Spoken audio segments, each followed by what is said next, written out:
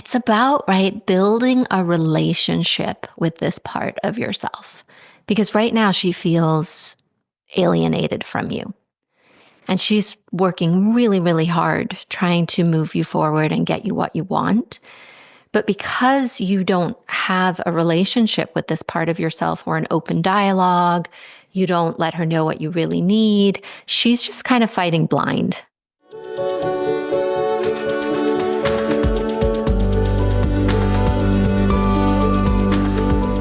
We've all come here with a divine purpose, traveling on a stream of cosmic dust from the stars into our mother's wombs, born into this precious life.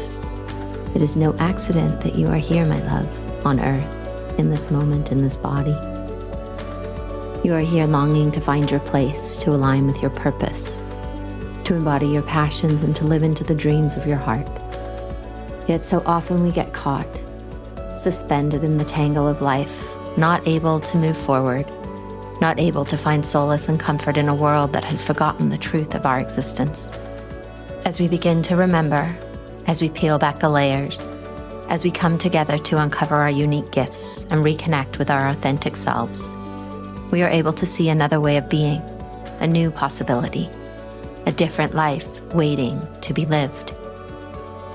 I have experienced on this complicated and wild journey of life that when we connect with the story of our soul, it will show us the magic of this life that we have been missing. It will open a window into the very heart of who we truly are, of who we came here to be, and gives us answers to our ever-asking why. Hello, beautiful souls. Welcome, welcome. Here for another episode today with Anne. And Anne is really in a place where so many of us are, right? Where we're diving into something new, something purposeful. And yet we have these parts of us that we just want to wish away. And we think that they're wild and they're untamed and they just show up when we really don't want them to. And yet when we dive into this call, these parts are actually really incredible parts of Anne and have so much wisdom to share with her and can really help guide her on her journey of stepping into a bigger purpose and a bigger plan for being here in these incredible times that we are moving through. Yes, they are spicy times. Yes, they are times that are bringing some of us to our knees. This way the world is unfolding at the moment is hard, and we find comfort in each other, in ourselves, in community, in really looking below the surface and being willing to see something different and connect to ourselves in different ways, because therefore we can connect to each other in different ways. And by doing this, we create a new way of being in the world, a new way of being together, and really are willing, right, to let the old fall away as we step into a new way of being. And Anne and I also talk about really the importance of a pause, which to me is about presence. It's about allowing ourselves to be in the moment with everything that is happening, however uncomfortable it is, in devotion to forging a new path forward, right? It's so easy to be triggered at this time. And it's really easy to think that something outside of you is the cause of this trigger. And yet, the true magic, the true medicine, the true freedom lies when you are willing to turn inward and look at the actual trigger. Look at the part of you that is so uncomfortable and is fighting and is scared and is so frightened and uncertain.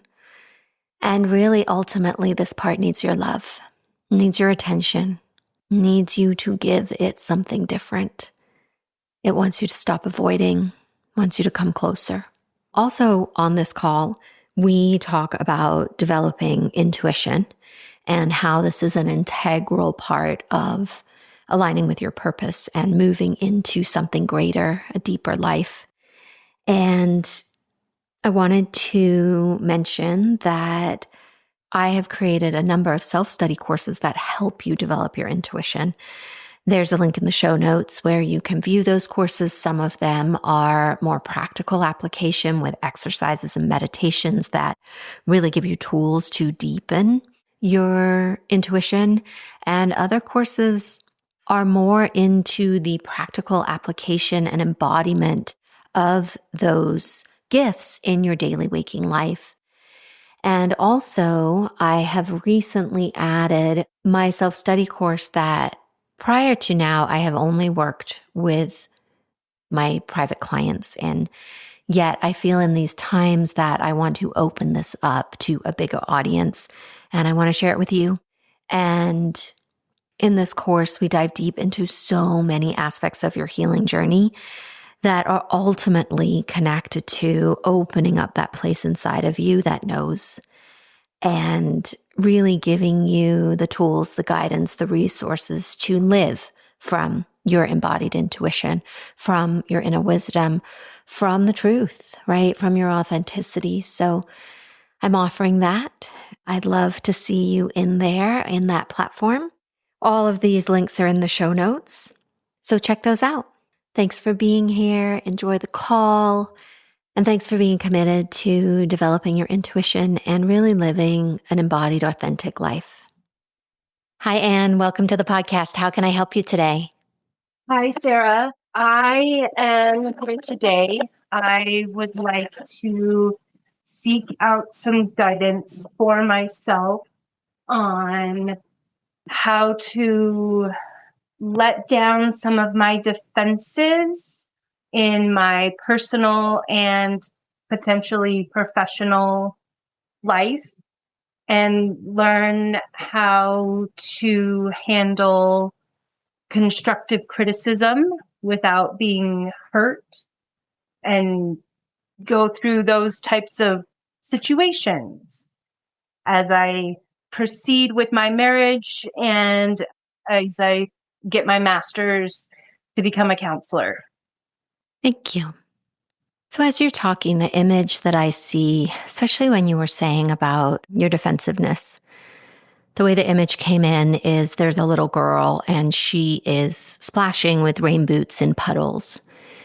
And then there is a grown up with big, dark, black boots on, and they're squashing the little girl into the puddle. And it was really connected to when you said about how to work with your defensiveness. And so the way I see this, right, is that inside of your defensiveness, there's a very tender part of you that just wants to play and have fun and splash in the puddles, and life is made to be enjoyed.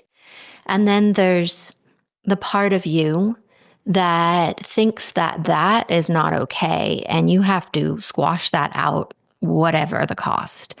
And you can't have this little girl running around like this, just causing all this chaos, because we need to be responsible and we need to pay attention and we have to do things just the right way.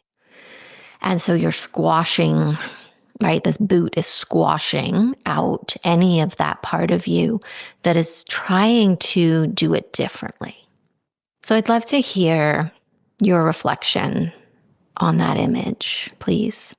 Yes, that resonates very well because in the field I'm in and the town that I live in, I do want to have this carefree sense about me and be myself, but I also feel like I can't completely be my carefree, playful self a lot of times because I have to be professional and I have to be this image that isn't always totally me. You know, I have to hide sometimes my true feelings, like, because if I speak up, then it'll get squashed by the rain boot.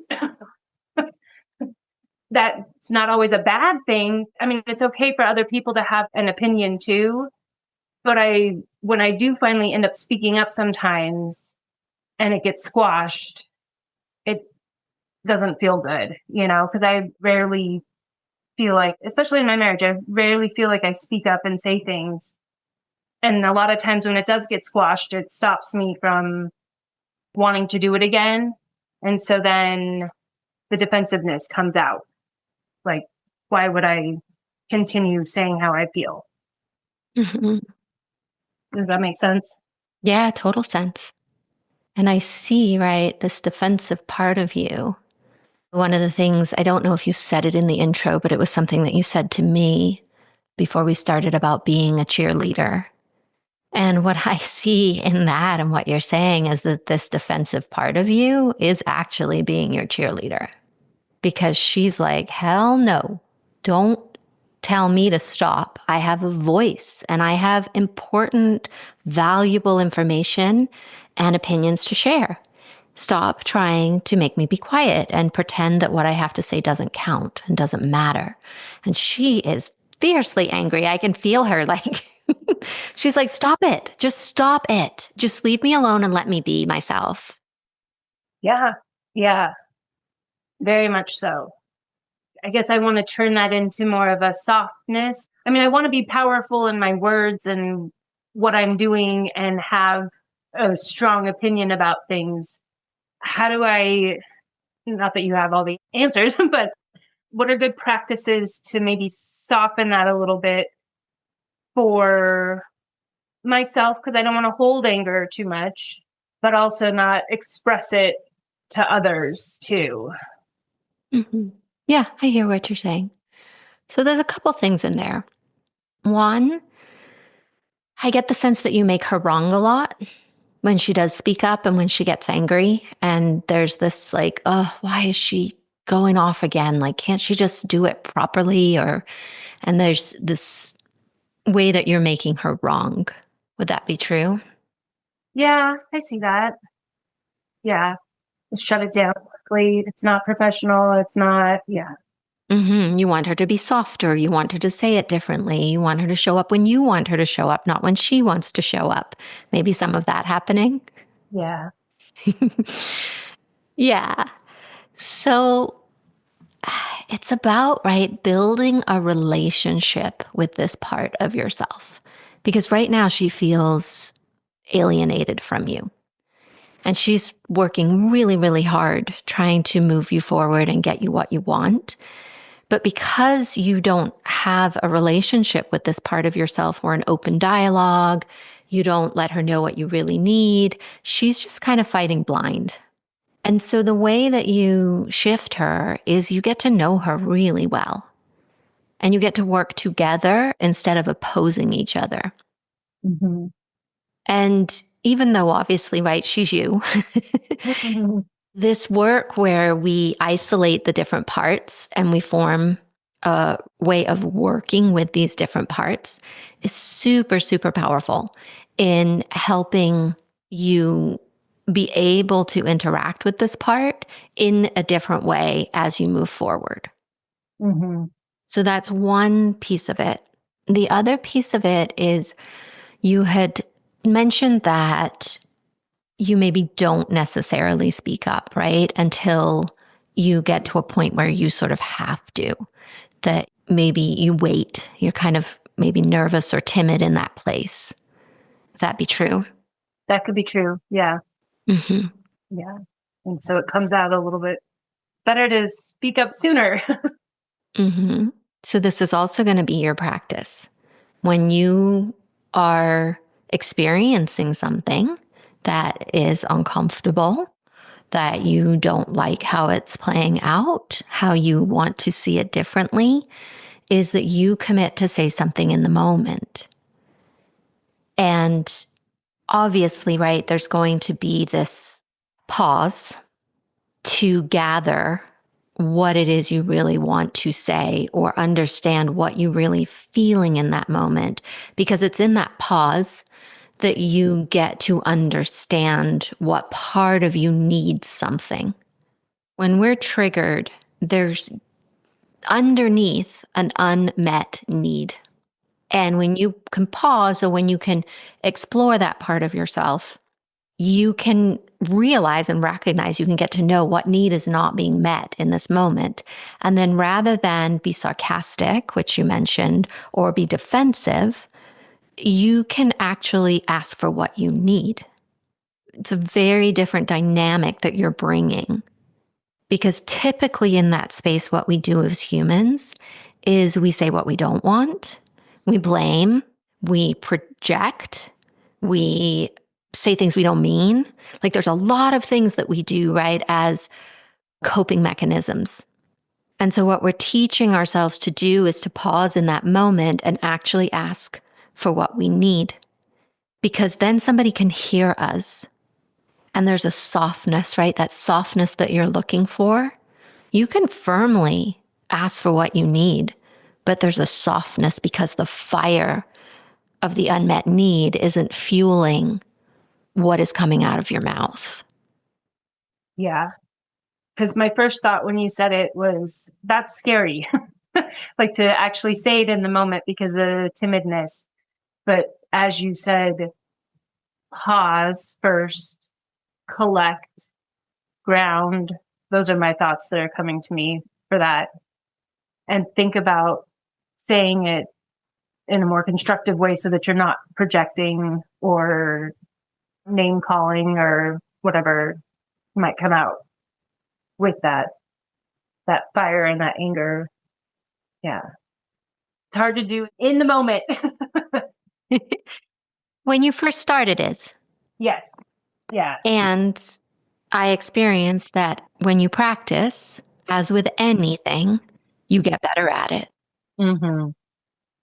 Oh, for sure. I tell my kids and the students that all the time. I should know this. Yeah.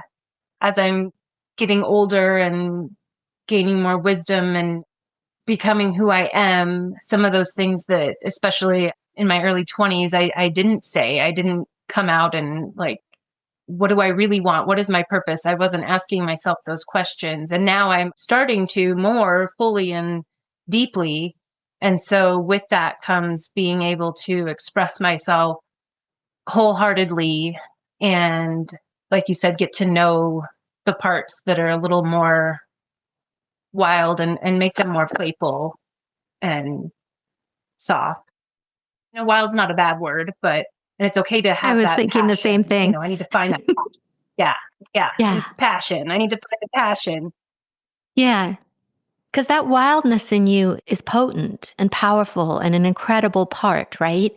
She's just a little bit misguided on how you want to use that wildness and bring that wildness forward. Mm-hmm. And not completely shut it off when I am in a situation where I don't feel comfortable using it, but use it in the right way. Yeah, there's magic in that, right? Because basically what we've been taught is to hide the parts that we don't like or that are acting or misbehaving, depending on whose standards you're using. And what I know is that those parts are power. They're our intuition. They're the parts of us that we get to cultivate and keep on our team because they're the leaders. They need a little rallying to join the right cause. Right. Put it to the right place. Yeah. There's also information dropping in. I don't know if you have any other questions or anything right now. There's something else dropping in for you. And it's about your intuition. So, have you been on a journey of developing your intuition more lately, or what's your relationship there? I always try to, I'm starting with like actually feeling my body and what I'm putting into my body and my cycles that I'm going through and things like that. I haven't dived into it as much as I want to. So some of like practices are not so habitual. So I'm trying to figure out what will work for me in regards to finding my intuition a little bit better. But I definitely notice little signs when I feel like I'm on the right path, like just being comfortable in my skin and being able to speak freely, you know, in a silly way, or goosebumps or deja vu, little things like that. But I'm like, oh, I'm supposed to be here. Like, this is it, you know, and trying to recognize those feelings. But I need to develop them more because I worry a lot and like change is hard for me, or it has been in the past more so. I feel like I'm a little more adaptable now, but I tend to have things presented to me and then I overthink it. And so I really need those practices need to be more habitual to stop the overthinking. Yeah. So they are offering the invitation, right? That this is going to be a part. It's like your soul wants it to be a bigger part of your life, that it's asking for you to focus on this, that it's time, right? You're going through this portal of a new career and you're diving deeper than you have before. You're being willing to look below the surface of life. And it's like they're showing it me like these three, kind of like the Trinity, right? Like three things coming together. And this is the other piece where it's going to make everything else come together in a way that is more easeful for you if you will give focus and attention to cultivating this part of you. Because I can feel it bubbling in you. Like it's kind of like this idea of there's your mind, and I can feel that. But then there's the intuitive part of your brain that is vying for space. It's like, come on, you've taken up way too much space over the years. It's my turn now. Let's go. And it wants you to allow it to take hold and to work with you. Yes, I'd love that. Mm-hmm. I want to give it space. Yeah. So just commit to that, like show up for that. And I see it as in like the paths coming together and merging and braiding as a way for you to walk forward that feels much more purposeful because you're including more in your life and you're allowing yourself to be open to this bigger, deeper version of what life is, right? Especially moving into school counselor. Like that's children, that's working with, like developmental ideas and concepts. And it's going to change you because it's going to nourish you as well. It's not just about them, it's also about you. Like there's this really beautiful synergy I see of why this path is for you. There's a really big healing of your soul of why that you are being guided down this path. It's for the world, but it's for you too. Yeah, I definitely resonate with that because as I see the tools that I'm like telling them, it helps me for myself too.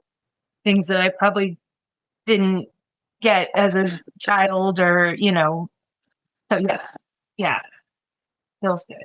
I appreciate that you see that too. Well, can I support you with anything else today on our call? Do you have any suggestions for how to really dive into more of the intuitive little things that I can do? Any practices? Hmm. I offer a free gift, Ignite Your Intuition. Have you downloaded that? I have not yet, but I will now. Yes. Yeah, that can be a good starting point because in the audio there, I talk about some things to think about as you're stepping into your intuition. And the workbook takes you through some practices that are really going to help you see how you're showing up in your life and then where you can pull in your intuition. I also have some videos that talk about the different clairs and practices, even on YouTube. I have a number of free resources that actually give you some practices and exercises that will develop each of the gifts. So that's a great place to start. I just Googled stuff and followed whatever kind of thread felt good to me. Oh, this person, I like the title of their video and I watched that. And oh, this podcast, I kind of feel like I should listen to this one. And I just kind of let myself be guided to what felt good Mm-hmm. Mm-hmm. because there's a lot of information out there. And then you can work with people. There's programs, there's lots of different ways. I think some of the videos will give you kind of a starting place, right? And then you're going to feel into, oh, okay, this is where I want to go from here. Okay. Yeah, that makes sense. Well, I'd love to hear what you're taking away from our call today. I'm going to love my wild, angry, passionate piece of myself and get to know them better, whether that means like for my brain, sometimes like starting at a step one for planning on how to guide that passion, which I think I'm doing with going to school for counseling in a lot of ways, but also the pause and saying the thing when I need to say the thing, but doing so as I've sort of grounded and not have the defensiveness and use my sarcastic wit when it's appropriate, not when it's causing defense and not creating good relationships. And then definitely grabbing a hold of how to use my intuition better and stop that worry and overthinking. Beautiful. I appreciate it, Sarah. You're so welcome. Does this feel like an okay place to land today? Yes, it does. Thank you. Thank you.